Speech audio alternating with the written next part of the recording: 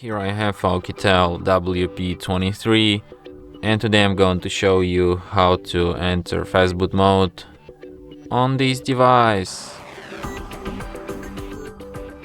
So to do this, firstly you have to turn your device off by holding down power key, and after it turns off completely, hold down combination of keys power key plus volume up at the same time.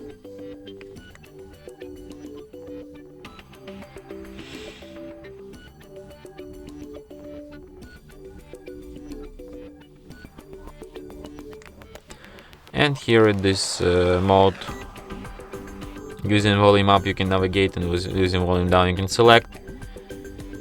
And you select the second option, Fastboot mode, to enter this Fastboot mode. So that's how you enter it. If you want to quit it, just hold down power key for about 7 seconds, and after that device will be restarted just as usual.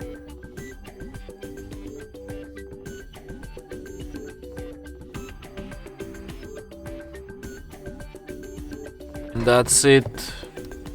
Thanks for watching. If you find this tutorial useful, don't forget to hit that like button and subscribe to our channel.